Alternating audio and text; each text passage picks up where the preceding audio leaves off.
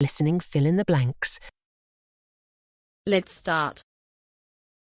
Governments require sellers of new medicines to demonstrate their safety and effectiveness. The accepted gold standard of evidence is a randomized control trial, in which a new drug is compared with the best existing therapy, or with a placebo. If no treatment is available, patients are assigned to one arm or the other of such a study at random, ensuring that the only difference between the two groups is the new treatment. The best studies also ensure that neither patient nor physician knows which patient is allocated to which therapy. Drug trials must also include enough patients to make it unlikely that chance alone may determine the result.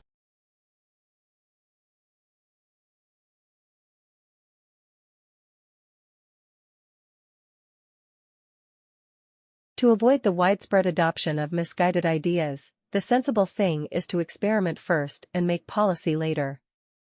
This is the idea behind a trial of restorative justice, which is taking place in the English courts.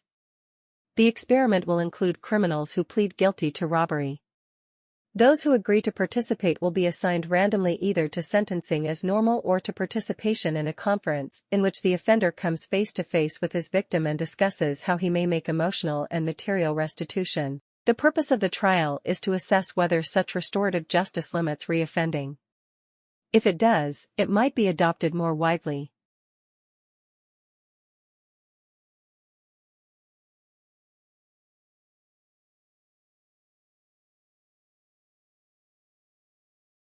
The first hydroelectric power plants were much more dependable and efficient than the plants of the day that were fired by fossil fuels. This led to a rise in the number of small to medium-sized hydroelectric generating plants located wherever there was an adequate supply of falling water, and a need for electricity. As demand for electricity soared in the middle years of the 20th century, and the effectiveness of coal and oil power plants improved, small hydro plants became less popular. The majority of new hydroelectric developments were focused on giant mega projects.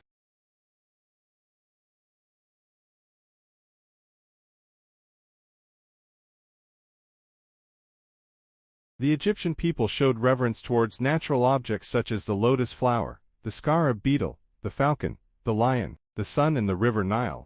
These subjects and many more were used symbolically and conventionally as motifs in low-relief carving and painting. It was the custom of the Egyptians to depict the various parts of the human figure, usually in the most characteristic positions. The head was shown in profile except for the eye, which was represented from the front. The shoulders and a portion of the arms were portrayed from the front, while the hips and legs were side views. Wall decoration showed little or no attempt to indicate depth or perspective, except by placing distant objects above near things.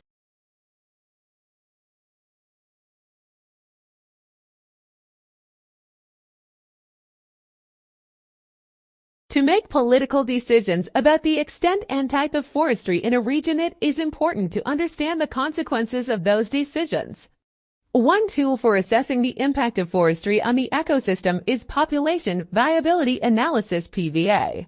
This is a tool for predicting the probability that a species will become extinct in a particular region over a specific period.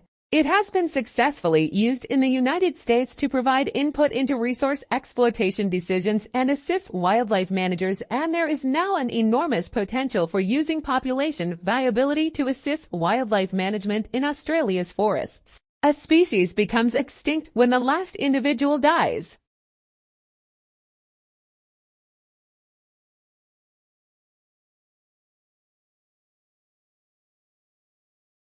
Without the use of animals or wheels, to massive stone platforms. The identity of the Moai builders was in doubt until well into the 20th century. Thor Heyerdahl, the Norwegian ethnographer and adventurer, thought the statues had been created by pre-Inca peoples from Peru. Best-selling Swiss author Erich von Däniken believed they were built by stranded extraterrestrials. Modern science, linguistic, archaeological, and genetic evidence has definitively proved the Moai builders were Polynesians, but not how they moved their creations. Local folklore maintains that the statues walked, while researchers have tended to assume the ancestors dragged the statues somehow, using ropes and logs.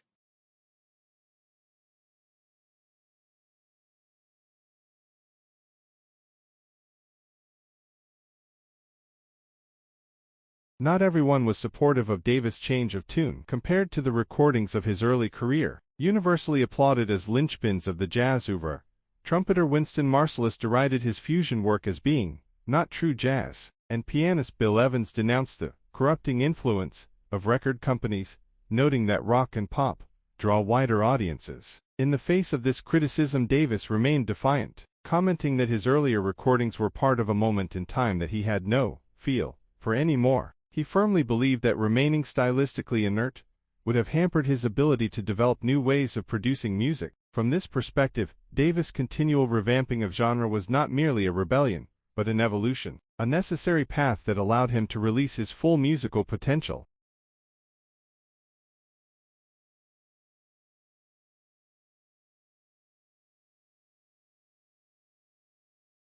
Most of the world-scale pulp mills in Scandinavia and North America have modernized their operations, outlaying substantial amounts to improve production methods. Changes in mill design and processes have been aimed at minimizing the environmental effects of effluent discharge, while at the same time producing pulp with the whiteness and strength demanded by the international market. The environmental impetus is taking this industry even further, with the focus now on developing processes that may even eliminate wastewater discharges. But the ghost of the old mills continues to haunt industry today. In Europe, companies face a flood of environment-related legislation. In Germany, companies are now being held responsible for the waste they create.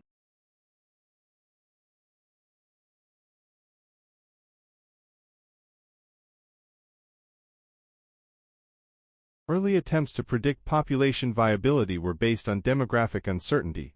Whether an individual survives from one year to the next will largely be a matter of chance. Some pairs may produce several young in a single year, while others may produce none in that same year. Small populations will fluctuate enormously because of the random nature of birth and death, and these chance fluctuations can cause species extinctions even if, on average, the population size should increase. Taking only this uncertainty of ability to reproduce into account, extinction is unlikely if the number of individuals in a population is above about 50 and the population is growing.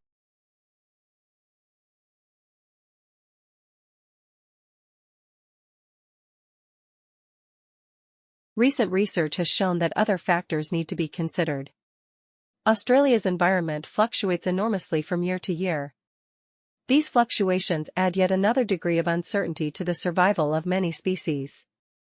Catastrophes such as fire, flood, drought, or epidemic may reduce population sizes to a small fraction of their average level.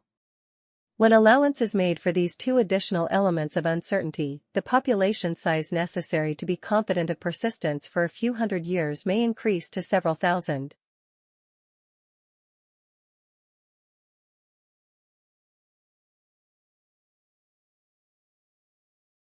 Like, share, subscribe the channel, and press the bell icon for further updates.